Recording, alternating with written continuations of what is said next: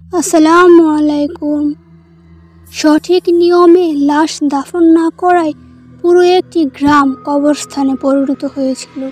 আজকে আমরা Indonesian horror movie পামালি Dusan পচং মুভির মাধ্যমে জানব আসলে ওই গ্রামে কি হয়েছিল।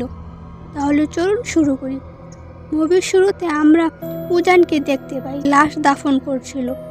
লাশটির মুখে ছিল অসংখ্য ক্ষত, উজানের পায়েও ছিল সেই রকম ক্ষত। কোনো একটি অজানা রোগে গ্রামের সবাই আক্রান্ত। লাশ দাফনের পর উজান শীষ বাজায় আর গ্রামের সব মানুষ তাতে যোগ দেয়। তার সামনে পড়েছিল অসংখ্য লাশ। পরের সিনে আমরা 3 জন ডাক্তারকে দেখতে পাই। তারা সেই গ্রামে যাচ্ছে মানুষদের সেবা করার জন্য। আমরা আরও 2 জনকে দেখতে পাই, সিসিপ আর দিদিন। তারাও যাচ্ছে সেই গ্রামে লাশ দাফন করার জন্য। ইউসুফ তাদের নিয়ে রওনা হয়। তারা যাত্রা শুরু করে সেই অভিশপ্ত গ্রামের দিকে। দূর থেকে নেমে তারা জঙ্গলের পথে হাঁটতে শুরু করে। এরপর তারা এসে পৌঁছায় অভিশপ্ত জনশূন্য গ্রামে। গ্রামের বেশিরভাগ মানুষ মারা গেছে। যেই বাড়ির সবাই মারা গেছে সেই বাড়ির সামনে ক্রস চিহ্ন আঁকা। তারপর তারা এসে পৌঁছায় হাসপাতালে। কোনো একটি অজানা ভাইরাসের কারণে গ্রামের সব মানুষ মারা যাচ্ছে। আসলে গ্রামের সবাই মনে করে এটি একটি অভিশাপ, যার কারণে গ্রামের সবাই আস্তে আস্তে মারা যাচ্ছে। তাদের শরীর জুড়ে ছিল ভয়ঙ্কর রকমের ক্ষত। অন্য রুমে রাখা হয়েছে মৃতদের। উজানও এই রোগে আক্রান্ত হয়ে এখন হাসপাতালে ভর্তি। ডাক্তারদের থাকার জন্য হাসপাতালের পাশে একটি রুম দেওয়া হয়, আর সিসিপদের থাকার জন্য কবরস্থানের ভেতরে ঘরটি দেওয়া হয়। সেখানে সিসিপ একটি বই খুঁজে পায়। তারপর পিছনে কোনো একটি মন্ত্র লেখা ছিল। ডাক্তাররা তাদের ঘর গোছাতে শুরু করে। পুপুত ঘরের মধ্যে একটি খোলা ছাতা দেখতে পায়। সে ছাতাটি বন্ধ করে পাশে রাখে। এইদিকে গেন্ডি সব রোগীদের স্যালাইন দেয়। রাতে সিসিপরা লাশ দাফনের কাজ করছিল। তখন তারা শুনতে পায় শীষের শব্দ, কিন্তু তারা বুঝতে পারে না মানুষেরা কেন এই শীষ বাজাচ্ছে। এদিকে গেন্ডিস নামাজ পড়ছিল। বাইরে থেকে সে শুনতে পায় ঠক ঠক শব্দ। একটি পচং তার জানালার বাহিরে দাঁড়িয়ে মাথা ঠুকাচ্ছিল। পচং আসলে লাশ যদি সঠিকভাবে দাফন না দেওয়া হয়, তারপরে সেই কাফনে মুড়ানো সেই লাশটি ভয়ঙ্কর পচনে পরিণত হয়। সেই পচংটি তার সামনে আসে, পরক্ষণই আবার চলে যায়। অপরদিকে সিসিপ ঘুমাচ্ছিল। হঠাৎ বাইরে শব্দ পেয়ে সিসিপ চেক করার জন্য যায় আর দেখে কবরস্থানের সব মশাল নিভানো। তখন সিসিপ মশালগুলো জ্বালাতে শুরু করে। আর তখন আমরা দেখতে পাই সিসিপের চারপাশে অসংখ্য পচং দাঁড়িয়ে আছে। একটু পর দিদিন আসে। কবরস্থানে একা আসার জন্য তাকে একটু বকাবকি করে। পরের দিন নিং নামের একটি বাচ্চা মেয়ে আসে তাদের হসপিটালে। বাড়িতে তার মা অনেক অসুস্থ। সে গ্যান্ডিসকে অনেক অনুরোধ করে তার মাকে একটু দেখার জন্য, কিন্তু গ্যান্ডিস না করে দেয়। মিলা তার সাথে যেতে রাজি হয়। সন্ধেবেলা তারা বেরিয়ে পড়ে। হঠাৎ করে মিলার ওয়াশরুমে যাওয়ার প্রয়োজন হয়। তখন নিং তাকে একটি ঘরে নিয়ে যায়। এই ঘরটি নিংয়ের বান্ধবী সারির। তাদের পুরো পরিবার মারা গিয়েছে। মিলা তখন ওয়াশরুমে ছিল। নিং তখন তার বান্ধবীর আঁকা ছবিগুলো দেখে হঠাৎ নিং তার বান্ধবী সারির উপস্থিতি বুঝতে পারে। সে ভয়ে চিৎকার করে। মিলা তখন ওয়াশরুম থেকে সেইখানে আসে। নিং তাকে দেখায় পর্দার পেছনে কেউ আছে। মিলা পর্দা সরাতে সে দেখতে পায় পর্দার পিছনে তো নিং দাঁড়িয়ে আছে। তাহলে পিছনে কে? মিলা পিছনে তাকাতে সেই ভয়ঙ্কর আত্মাটি মিলার উপর আক্রমণ করে। তারা সেইখান থেকে প্রাণ বাঁচিয়ে পালিয়ে আসে। অপরদিকে সিসিপ ওয়াশরুমে যায়। ওয়াশরুমে পানি ছিল না। তখন সিসিপ দিদিনকে বলে পানি দিতে। দিদিন পানি তুলতে কুয়ায় যায় আর কুয়ার ভেতরে বালতিটি ফেলে। তখন বালতিটি কেউ চেপে ধরে আর কেউ তার নাম ধরে ডেকে ওঠে। আর ওয়াশরুমে থাকা সিসিপের উপর একটি পচং তাকিয়েছিল। তারা 2 জন সেইখান থেকে দৌড়ে পালায় আর হসপিটালে আসে। গ্যান্ডিস ও পুপুতকে সব কিছু খুলে বলে। তারা বুঝতে পারে তাদের সাথে অনেক ভয়ঙ্কর কিছু হতে চলেছে। এদিকে আমরা দেখতে পাই মিলা নিংয়ের বাড়িতে পৌঁছায়। সে তাদের রুমের মতো নিংয়ের বাড়িতেও একটি খোলা ছাতা দেখতে পায়। আর আমরা দেখতে পাই পাশের রুম থেকে একটি পচং মিলাকে দেখছিল।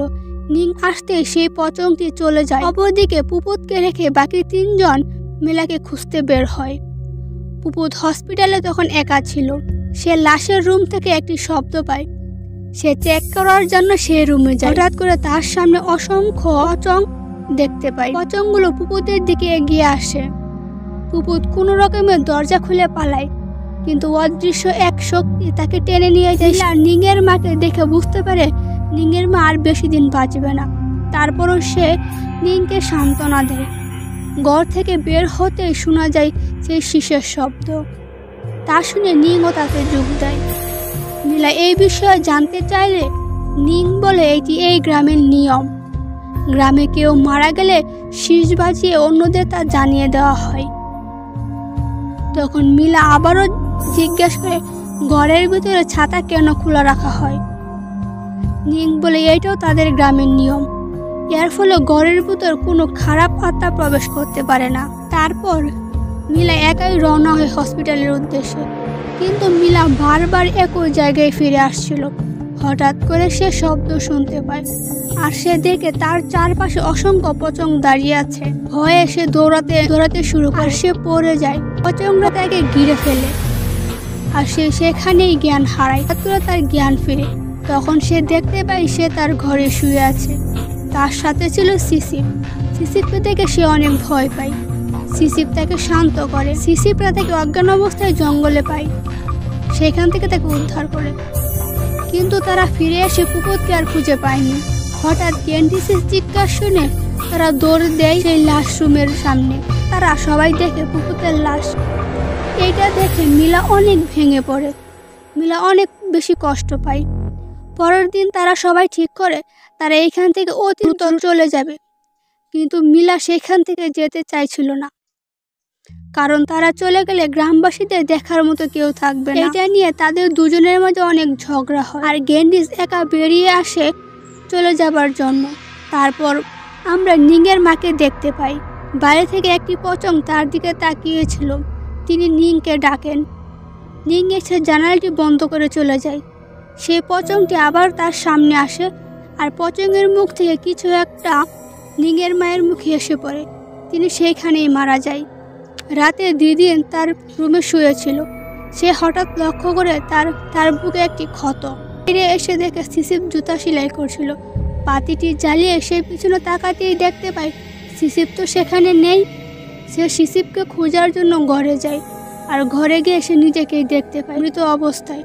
সে দৌড়ে বাইরে আসে, আর দিদিন বলে সে মরতে চায় না, তাই সে এখান থেকে চলে যেতে চায়। তখন সেখানে আসে নিং। নিং জানে তার মা মারা গিয়েছে।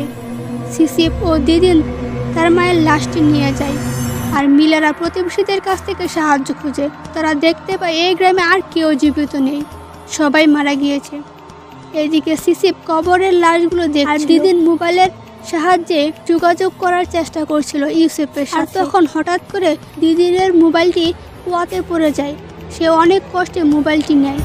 হঠাৎ করে একটি পচং তাকে কুয়ার ভেতরে টেনে নিয়ে যায়। অন্যদিকে গ্যান্ডিস পথ হারিয়ে ফেলে। সে কোনোভাবে নদীর পথ খুঁজে পাচ্ছিল না।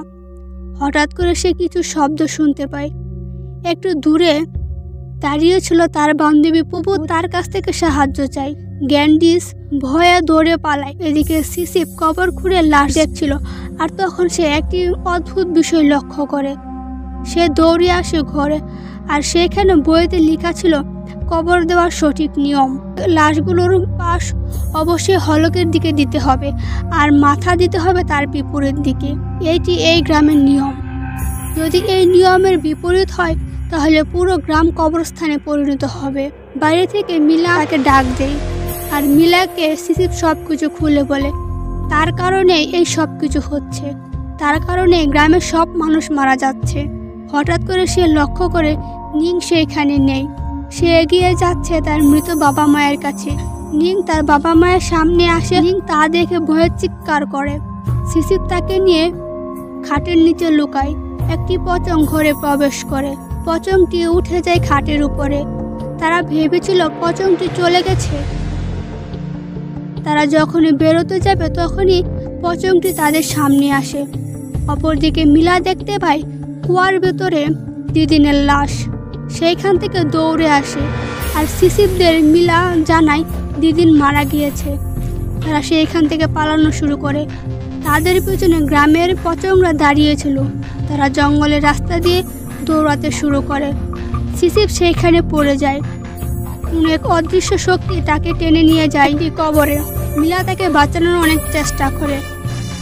সিসিপ নিংকে বলে বইয়ের পিছনের সেই মন্ত্রটি পড়ার জন্য। নিং মন্ত্রটি পড়তে শুরু করে। মন্ত্র পড়ার সাথে সাথে পচংগুলো হাওয়ায় মিলাতে থাকে। সিসিপ অনেক কষ্টে উঠে আসে। সিসিপ অনেক আহত ছিল। ইউসুফ তাদের উদ্ধার করে। তারা সবাই তখন বিপদমুক্ত ছিল।